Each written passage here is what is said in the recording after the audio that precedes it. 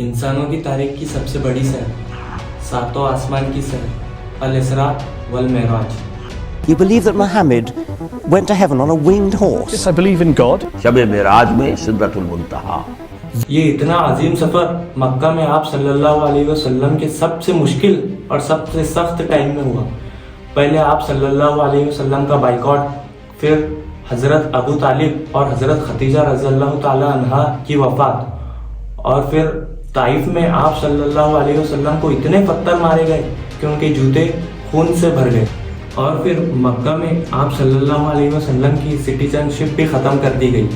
اللہ نے اسی سب سے مشکل وقت میں آپ صلی اللہ علیہ وسلم کو انسانی تاریخ کی سب سے بڑی سیر کرائی، 7 آسمانوں کی سیر۔ A journey like none before. یہ 7 آسمانوں کا سفر نبوت کے 11ویں سال میں ہوا۔ ایک دن مکہ میں آدھی رات کو حضرت جبرائیل علیہ السلام آپ صلی اللہ علیہ وسلم کو براق پر مکہ سے بیت المقدس لے کر گئے۔ یہ براق نام برگ سے نکلا ہے، مطلب لائٹننگ۔ ہو سکتا ہے یہ نام اس کو اپنی لائٹننگ اسپیڈ کی وجہ سے ملا ہو۔ بیت المقدس میں آپ صلی اللہ علیہ وسلم نے سارے پیغمبروں کی امامت کی، اور وہاں سے آپ صلی اللہ علیہ وسلم حضرت جبرائیل علیہ السلام کے ساتھ پہلے آسمان کی طرف روانہ ہوئے۔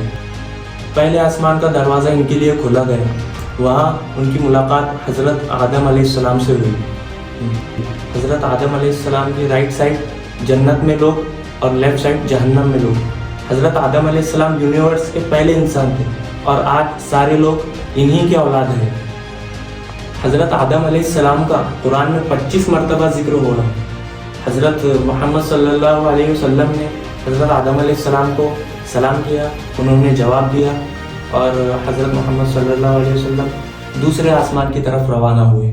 وہاں ان کی ملاقات حضرت یحییٰ علیہ السلام اور حضرت عیسیٰ علیہ السلام سے ہوئی۔ یہ دونوں پیغمبر آج سے 2000 سال پہلے رومن امپائر کے اسٹیٹ فلسطین میں پیدا ہوئے۔ قرآن میں حضرت یحییٰ علیہ السلام کا ذکر 5 مرتبہ ہوا ہے، اور حضرت عیسیٰ علیہ السلام کا ذکر 25 مرتبہ ہوا ہے۔ آپ صلی اللہ علیہ وسلم نے انہیں سلام کیا، انہوں نے جواب دیا، اور آپ صلی اللہ علیہ وسلم تیسرے آسمان کی طرف روانہ ہوئے، اور وہاں ان کی ملاقات حضرت یوسف علیہ السلام سے ہوئی۔ اور ہم سب جانتے ہیں کہ ایجپٹ جو اس زمانے کا سپر پاور تھا، وہ وہاں کے بادشاہ کے بعد وزیر بنے، یا ایسا ہوگا کہ آج کوئی UK کا پرائم منسٹر بنے۔ حضرت یوسف علیہ السلام کا قرآن میں 27 مرتبہ ذکر ہوا ہے۔ آپ نے انہیں سلام کیا، انہوں نے جواب دیا، اور آپ صلی اللہ علیہ وسلم چوتھے آسمان کی طرف روانہ ہوئے۔ وہاں ان کی ملاقات حضرت ادریس علیہ السلام سے ہوئی، اور حضرت ادریس علیہ السلام نے انسانوں کی تاریخ میں ظلم کے خلاف پہلا جہاد کیا۔ ادریس علیہ السلام کو انسانی تاریخ کا پہلا سائنٹسٹ بھی کہا جاتا ہے، کیونکہ انہوں نے پہلی دفعہ قلم پین کا یوز کیا، اور انہوں نے اسٹارز اور پلانٹ کی موومنٹ کو دیکھ کر انسانوں کی زندگی آسان کی۔ حضرت ادریس علیہ السلام کا قرآن میں 2 مرتبہ ذکر ہوا ہے۔ آپ نے انہیں سلام کیا، اور انہوں نے جواب دیا۔ پھر آپ صلی اللہ علیہ وسلم حضرت جبرائیل علیہ السلام کے ساتھ 5ویں آسمان کی طرف روانہ ہوئے۔ وہاں ان کی ملاقات حضرت ہارون علیہ السلام سے ہوئی۔ حضرت ہارون علیہ السلام کا قرآن میں 20 مرتبہ ذکر ہوا ہے۔ پھر آپ صلی اللہ علیہ وسلم 6ٹھے آسمان کی طرف روانہ ہوئے۔ وہاں ان کی ملاقات ایسے پیغمبر سے ہوئی جن کا قرآن میں سب سے زیادہ ذکر ہوا ہے، 136 ٹائمز، کیونکہ حضرت موسیٰ علیہ السلام کی اسٹوری کو آج بھی اتنی انٹرسٹنگ اسٹوری سمجھا جاتا ہے کہ آج بھی بکس، کامکس اور ایون ہالی ووڈ فلم کہیں نہ کہیں ان کی اسٹوری سے انسپائر ہوتی ہے، جیسے کہ Superman and Harry Potter. یہ کئی فلمیں بلینس آف ڈالر کما چکی ہیں۔ And I was like, come on, this is Musa alayhi salam's story. پھر آپ صلی اللہ علیہ وسلم 7ویں آسمان پر پہنچے۔ وہاں ان کی ملاقات ان کے great great great grand father سے ہوئی، حضرت ابراہیم علیہ السلام۔ پھر آپ صلی اللہ علیہ وسلم سدرۃ المنتہا پر پہنچے۔ وہاں آپ کو بیت المعمور دکھایا گیا، جس کا ہر دن 70,000 نئے فرشتے طواف کرتے ہیں۔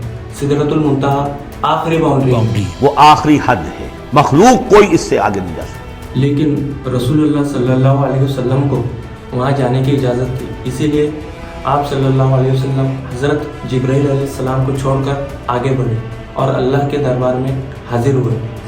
फिर सहाबा ने बाद में आप सल्लल्लाहु अलैहि वसल्लम से पूछा कि आपने अल्लाह को देखा?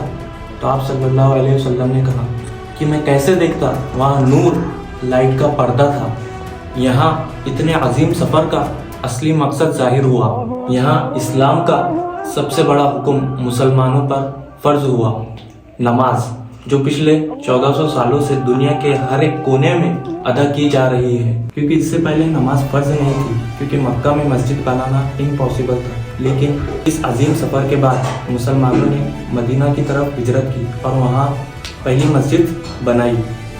और इस नमाज की वजह से इतनी मजबूत कम्युनिटी बनी कि जिन्होंने आगे चलकर रोमन और पर्शियन एम्पायर, जो उस टाइम के सुपर पावर थे, उनको फतह किया। और नेक्स्ट वीडियो के लिए सब्सक्राइब।